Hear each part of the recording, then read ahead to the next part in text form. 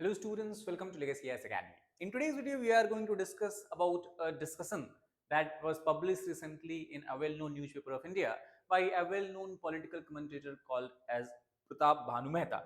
Now, he has discussed about whether America is turning into an authoritarian state, especially under the presidency of Donald Trump. So, how Trump effect is basically making America a nihilist authoritarian state, and what are the evidences of that? Let us try to discuss and explain in more detail. Now, in this particular article, very interestingly, the writer has mentioned a term authoritarian nihilism. This is something which America is at a risk of descending into unless and until corrective measures are taken. For example, he has clearly stated that if Trump is given freeway in implementing his policies and all of his programs, then very well in the coming few years we can see similar kind of situation coming, similar kind of situation developing in the United States. Now, the term here mentioned interestingly is authoritarian nihilism. So let us try to first understand what basically it means. Now, as per the definition, authoritarian nihilism is made up of two words. One is authoritarianism and second is nihilism. Now, in the philosophy, nihilism basically refers to a thinking or belief where it seems that the entire existence is meaningless in nature, and because of this, there is really no such region or what we can call as a strong region to stop a state becoming powerful in nature. And that is why when you talk about the authoritarian nihilism, it basically states that since there is no reason to stop state becoming strong in nature, so even extreme violence is justified to achieve a pretty strong state just because nothing really matters. So when this kind of situation or this kind of philosophy or what you can call as a belief system starts to take root in a particular state or country, we can say that it is a situation of authoritarian nihilism. Now we talk about the general principle or what you can call as a trend that we have seen in the earlier countries as well, how this entire situation plays out. So the writer has clearly pointed out that regime comes to power with a genuine and popular imprimatur as one can expect in the modern liberal democracy. For example, it uses what we can call as a small kernels of truth that make people believe that whatever the regime is saying, whatever the government is saying may be true or it is true to a great extent. In this context, we also have used a term called as post-truth that was related to the first presidency of Trump. Post-truth we talk about largely refers to what you can call as appealing to the sentiments of masses, largely focusing rather than focusing upon the actual truth that actually is present in the country. So we talk about uses small kernels of truth in its critique of the existing liberal order. We talk about the coming of the Trump. Largely, he has attacked the previous administration. He has attacked the liberal order that the previous administration, United States government believed in. He has attacked all the culture that was promoted because of the liberal value that the earlier administration had favored. And this entire situation, entire we can say the outlook itself has been attacked by the Trump, and he has promised to bring a total revolution in both domestic as well as international politics or international policy of the United States. So this is something that is a common trend writer seems to have considered in every country that has turned authoritarian in the past.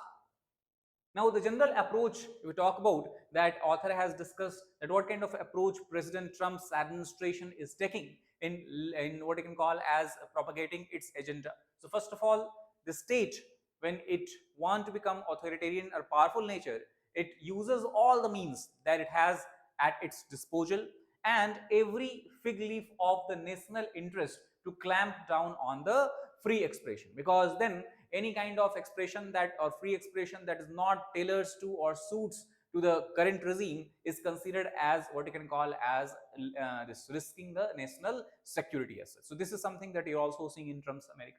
Assault on universities is another what you can call as a symptom, because universities are the place where the free critical ideas and thinking largely take root in the mind of the young population, youth population. So the current assault on universities is nothing but a type or what we can call as an effort to exercise complete control on the educational landscape rather than just focusing upon or weeding out anti-Semitism. So third is we talk about the NGOs. For example, Many of the NGOs have also suffered the wrath of Trump administration.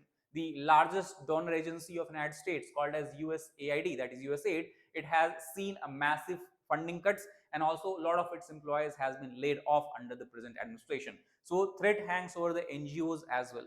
And also we talk about in terms of executive power, the state tried to amass as much executive power as possible, and largely the decision is taken by passing of executive decree. And this is something that you can clearly associate with the Trump's administration. We know that just after coming into power, within a few days, Trump has signed hundreds of executive decrees which were quite revolutionary in nature in the context, because he had taken so many decisions related to both domestic and international policies in the United States that seemed almost impossible. For example, you talk about whether it is related to the trade tariff, whether it is related to the return of Panama to the United States, whether it is related to the annexation, or what you can call as the merger of Greenland, a sovereign territory of Denmark, into the United States, the renaming of the Gulf of Mexico to the Gulf of America, and talking about the anti-immigration or strict immigration policies and all that.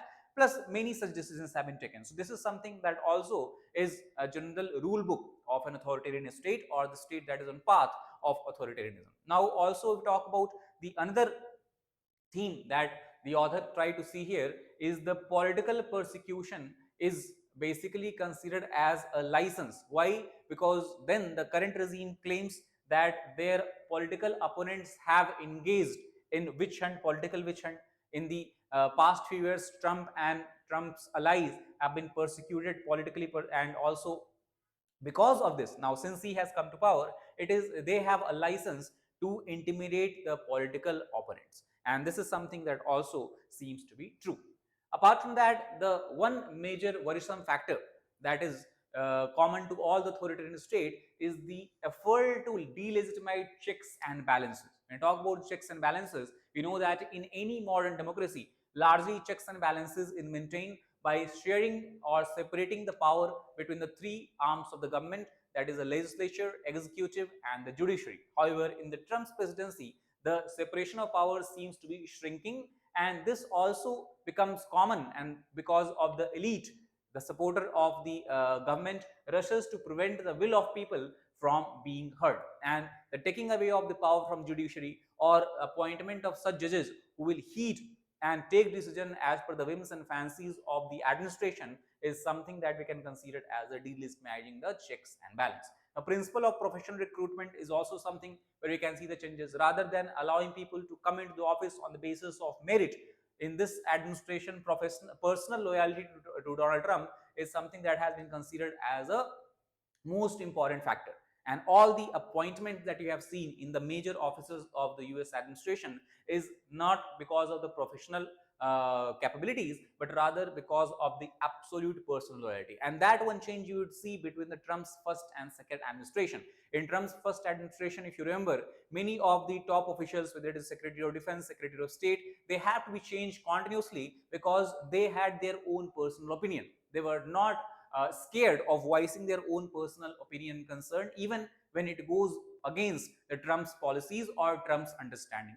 In this administration, this is something that seems to be completely missing. No matter whatever Trump says, whether it is true or false, all the officials seems to be quoting the same line because they are professing personal loyalty to the greatest extent or the highest extent. And even example of this we can see among the Republican lawmakers as well. For example, many times we have seen Republican lawmakers, when they were asked their own personal opinion, they have talked about something different.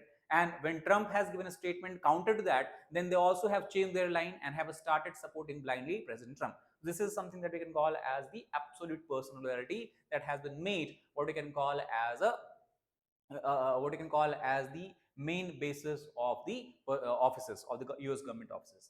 Third is the climate and diversity. These two terms, which largely refers to the reality of the world, seems to have become a new taboo in the Trump administration. As you know, that Trump since very beginning has been a climate change denier. He has said that global warming is nothing but a hoax. And similarly, if we talk about diversity, he has attacked the DEI policies of the US government, and that is something also which paints or points toward a worrisome trait. Now, toughness in foreign policy is something that is very interesting to see, because Trump has talked a lot about how he is going to change foreign policy of United States, how he's going to make United States again a fearsome state, and how he will earn the respect in the eyes of all the countries as far as US is concerned. But that seems to be not correct, because as far as his toughness in foreign policy is concerned, it is largely restricted to the small states, small powers. But it seems that he does not have guts to take on Xi Jinping or Vladimir Putin for that matter. For example, few days back, when the Trump holds a phone call between with Vladimir Putin, it is reported that Putin made him wait for 1 hour, and in that context he has not said anything, he has not talked about it at all. So this is something that also is about the foreign policy. Now, the other general evidence that we see of the state turning authoritarian is the end of private sector. So, for example, we talk about without people noticing, the first symptom is that the regime tried to erase the distinction between the public and private sector. And anyway, if you talk about the private sector in any country, largely it seems to be at the mercy of the state. And for example, this we can see that a situation can arise when law firm can refuse to take such cases which can put them in the eyes of the government, or which can go against the interest of the government administration.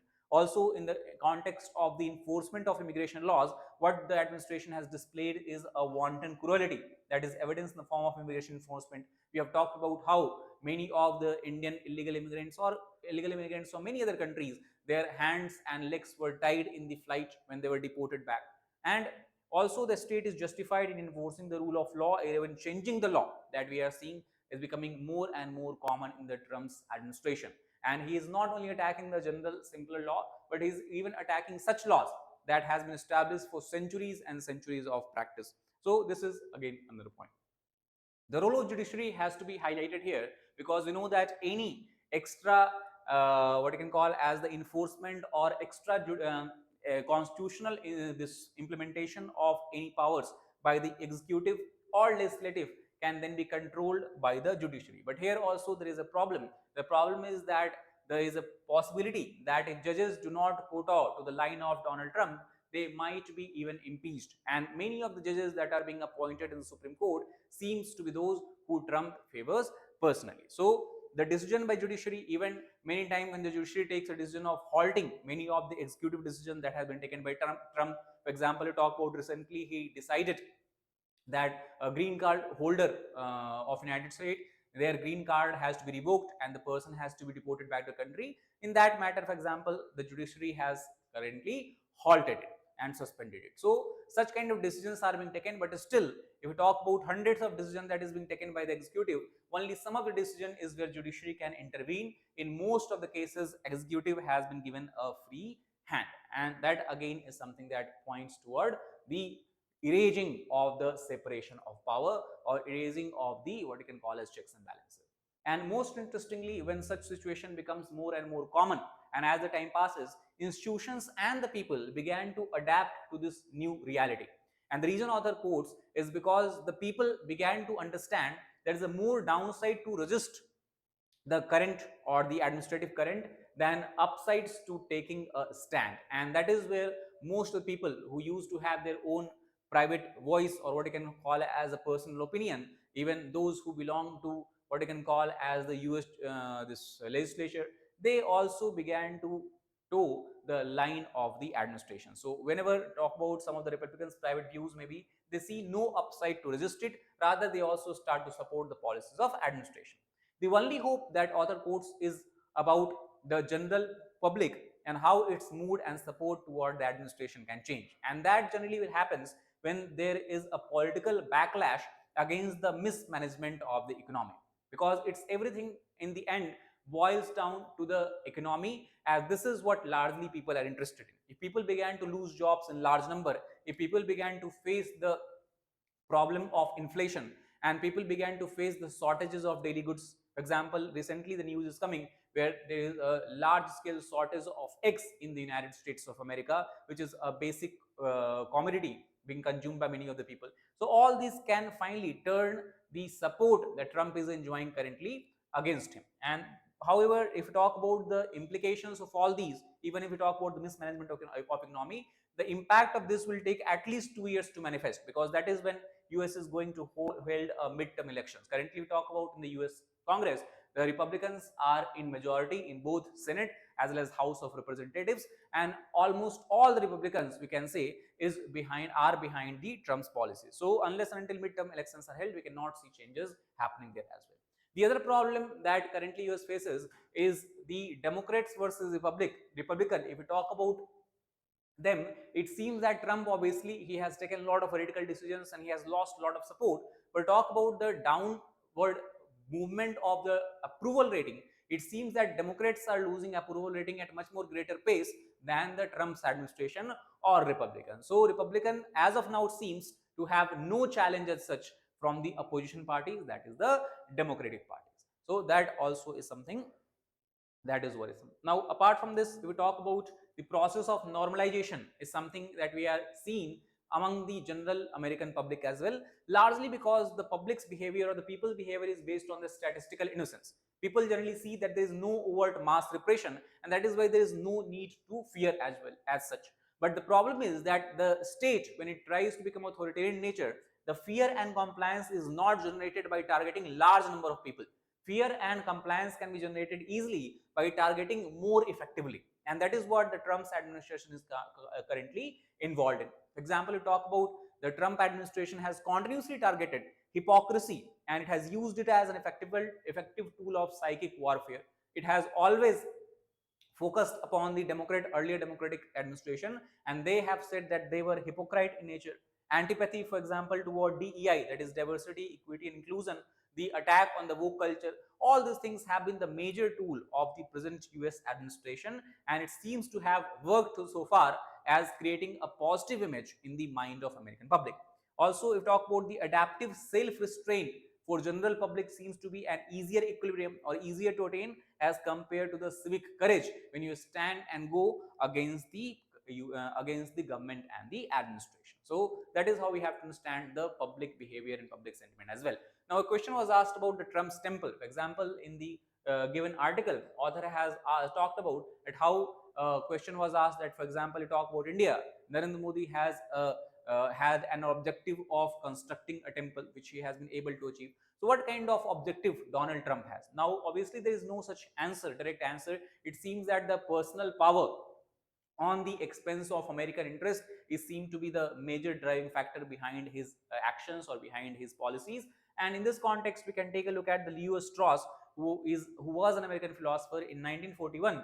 He gave a lecture on nihilism, and there he has said that nihilism can be described as a desire to destroy the present world and its potentialities, but this desire is not accompanied by any clear conception of what one wants to put in its place. So the current administration of Trump can be also equated with a similar kind of philosophy. Trump wants to upend the entire order that was created in past few decades in the United States. He wants to bring a total revolution, even at the expense of it being chaotic in nature, even at the expense of it being economically painful for the people as such. For example, you talk about a tariff war or trade war, but he wants to destroy the present world as such in its entire what you can call as form. But also Trump is not sure, or he does not give any indication that what he will replace the present world with or how successful that is. So that is why we can equate it with the nihilism. But on the other hand, being optimistic in nature, also we can say that America, it seems that though it might be turning toward authoritarianism, it is far from being the Germany. Obviously, the Germany here we are talking about is the Germany of Adolf Hitler by even the longest stretch of imagination, because liberty is the value, or the love for liberty in the United States still seems to be very, very strong in nature. However, one thing we can be sure about is currently the entire US is seen to be locked in a kind of political dialectic whose outcome in the short and medium run looks very dispiriting and disappointing in nature. That is all about this particular issue. I hope you got the idea behind why we are talking about the risk of America turning into authoritarian state, and how this also brings into a question of should the leader of the free world be replaced by United States? Should someone come? Should some other country come and take the helm? As the question is being raised by the European Union as well. So if you like the video, please hit the like button, share it with your fellow aspirants, and subscribe to our channel for more such helpful content. Thank you very much.